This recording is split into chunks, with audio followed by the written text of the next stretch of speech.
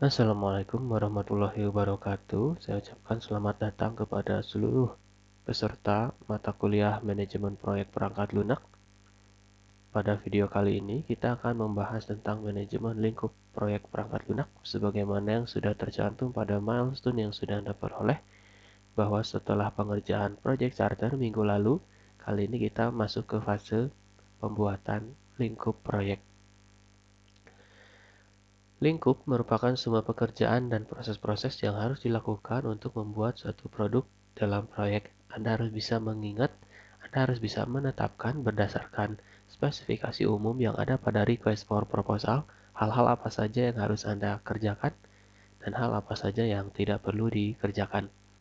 Pada bagian deliverable, Anda harus menetapkan hal-hal apa saja yang harus dihasilkan dari proyeknya, seperti perangkat keras, perangkat lunak, dokumen perencanaan, ataupun hasil dari rapat, berita acara, pertemuan-pertemuan yang sudah dilakukan dengan stakeholder.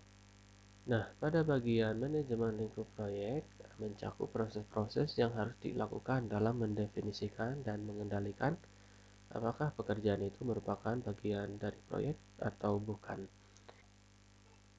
Berikutnya adalah proses-proses yang mesti dijalankan pada saat memanage lingkup proyek adalah yang pertama, kita merencanakan lingkup, yaitu menunjukkan bagaimana lingkup akan didefinisikan, diverifikasi, dan dikendalikan.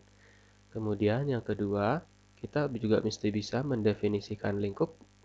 Nah, kita bisa memanfaatkan project charter, kemudian proposal yang sudah dibuat, lingkup proyeknya, mulai dari mana sampai mana, dan apa saja yang harus dikerjakan, apa saja yang harus dihasilkan. Kemudian hal-hal apa saja yang harus dikerjakan yang dihasilkan juga dibuat dalam bentuk WBS atau Work Breakdown Structure. Kemudian verifikasi lingkup itu adalah formalisasi lingkup proyek yang telah diterima. Akan ada template-nya nanti dijelaskan pada dokumen manajemen lingkup proyek. Kemudian pengendalian lingkup ini mengendalikan perubahan pada lingkup proyek. Jadi setiap perubahan yang terjadi harus dikendalikan dan dicatat dalam sebuah dokumen. Work breakdown structure ini dibuat untuk menunjukkan hal-hal apa saja yang dikerjakan, hal apa saja yang dihasilkan dari proyek yang Anda kerjakan. WBS merupakan pengelompokan pekerjaan yang berorientasi dari variable. Kemudian pada WBS ini kita juga bisa menunjukkan lingkup keseluruhan proyek dari awal hingga akhirnya. WBS merupakan dokumen mendasar yang menyediakan dasar-dasar untuk perencanaan, pengaturan jadwal proyek, kemudian biaya, sumber daya, dan juga perubahan-perubahannya. Nah, kita nanti akan melakukan proses dekomposisi setiap bagian dari variable, memecahnya menjadi bagian-bagian yang lebih kecil. Pendekatannya yang pertama ada analogi. Kita bisa melihat WBS yang sejenis pada proyek-proyek yang mirip dengan proyek yang kita kerjakan, kemudian menyesuaikannya dengan proyek yang kita tangani. Atau kita mau menggunakan top down, yaitu mulai dari item terbesar, kemudian memecahnya menjadi item-item yang lebih kecil. WBS bisa Anda kerjakan dengan pengalaman dulu pada saat Anda membuat struktur proses. Jadi dibuat dulu mulai dari judul sistemnya, kemudian ada struktur proses apa saja yang dikerjakan. Ada juga yang pendekatannya bottom up, yaitu mulai dengan pekerjaan-pekerjaan yang khusus, kemudian menggabungkannya menjadi lebih umum. Kita mengidentifikasi aktivitas-aktivitas apa saja, kemudian mengelompokkannya menjadi sebuah proses. Ada juga yang pendekatannya mind mapping, yaitu menuliskan pekerjaan-pekerjaan dalam format non-linear, bercabang, dan kemudian membuat struktur WBS-nya. Sebagai contoh, Anda bisa mempelajari fishbone diagram. Adapun WBS yang disarankan untuk dibuat pada dokumen proyek yang akan Anda buat adalah dengan format seperti ini. Pertama, Anda menuliskan project name. nama proyeknya apa, silakan lihat di request for proposalnya. Kemudian ada berapa deliverable yang akan dihasilkan, misalnya ada 3. Kemudian kita bisa menentukan ada sub-subnya. Ini diberi nomor. Jika dilihat strukturnya, mirip seperti pada saat Anda membuat struktur proses.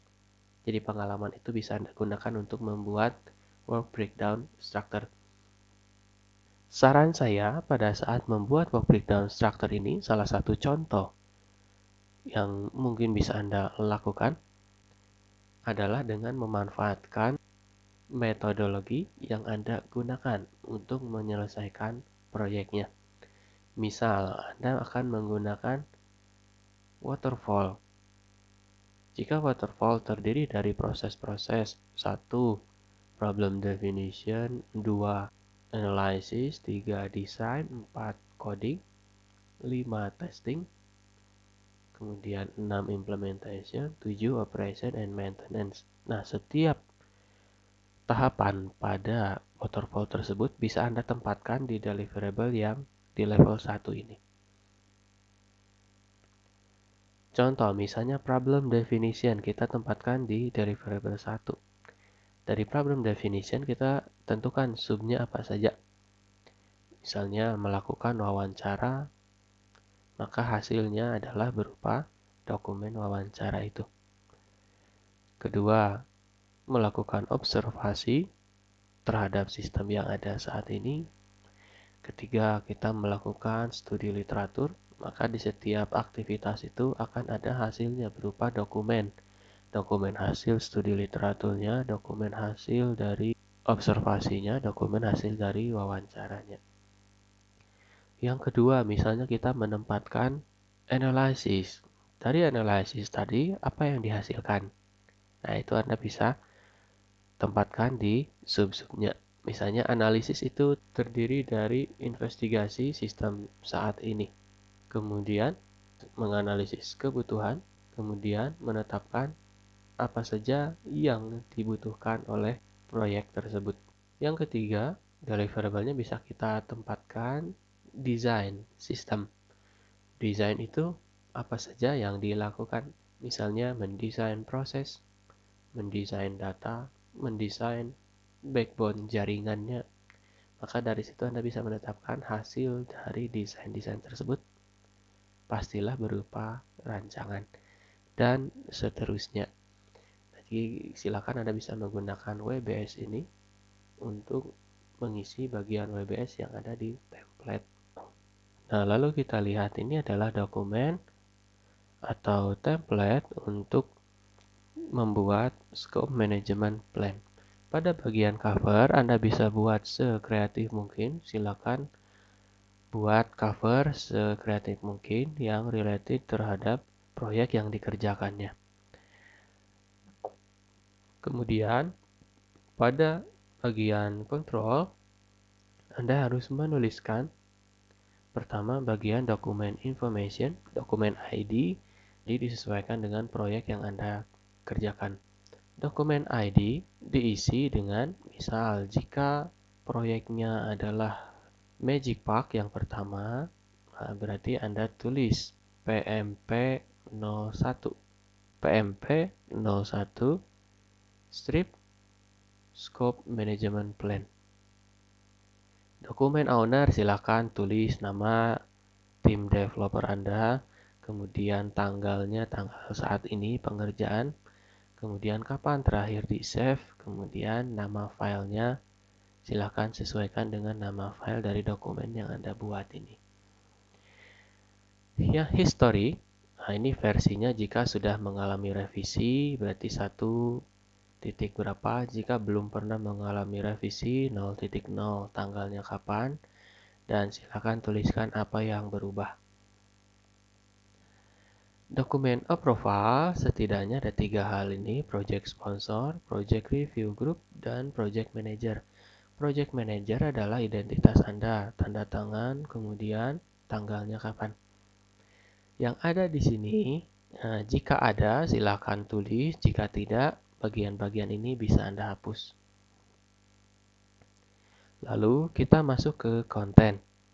Pada saat bagian preparation of the scope document, Anda bisa mengisinya dengan penjelasan mengenai proyeknya. Silakan manfaatkan spesifikasi umum yang Anda bisa peroleh dari request for proposal-nya.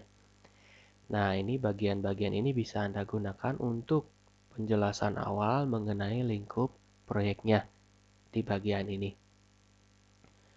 Pada saat Anda membuat work breakdown structure, silakan jelaskan lingkup proyek yang dibantu dengan gambar work breakdown structure yang ini. Jadi Anda buat dulu gambar work breakdown structure-nya, kemudian pindahkan ke bagian ini work breakdown structure, lalu dibuatkan penjelasannya. Nah, pada bagian WBS Dictionary, Anda buat tabel, terdapat berapa deliverable. Deliverable 1, 2, 3, sampai yang terakhir. Dan sub-subnya ini juga dijelaskan berdasarkan sub dari deliverable-nya. Contoh yang ada di sini deliverable 1 berarti 1.1, 1.2, 1.3-nya dijelaskan pada bagian ini. Ini 1 berarti ini bagian 2 dan 3-nya dihilangkan dulu karena ini 1, 1.1, 1.1.1. Dan dijelaskan pada bagian ini. Ini levelnya, kodenya adalah nomor deliverable 1, kodenya 1, deliver 1.1, kodenya berarti 1.1. Disesuaikan dengan WBS Code di sini. Nama elemennya diisi dengan nama deliverable tadi. Kemudian deskripsikan deliverable tersebut apa, aktivitasnya apa, dan menghasilkan apa. Lalu tuliskan siapa tim yang responsibel terhadap deliverable tersebut. Apakah programmernya saja, atau analisnya saja, atau itu merupakan tanggung jawab dari seluruh tim.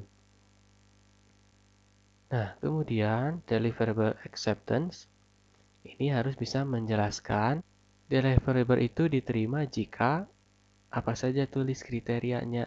Misalnya dari sisi hasil, dari sisi kualitas, dari sisi waktu penyelesaiannya. Anda bisa jelaskan pada bagian ini, deliverable acceptance. Demikian barangkali penjelasan dari dokumen template scope management plan ini. Nah, untuk pengumpulannya dilakukan minggu depan. Anda tunggu saja, nanti jika ada folder untuk upload dokumen ini, maka silakan upload dengan batas waktu yang ditentukan. Nah, demikian barangkali yang bisa dijelaskan pada kuliah kali ini. Jika ada yang kurang jelas, silahkan boleh bertanya ke grup WhatsApp yang sudah kita buat. Baik, terima kasih atas perhatian dan partisipasinya. Kita akhiri. Wassalamualaikum warahmatullahi wabarakatuh.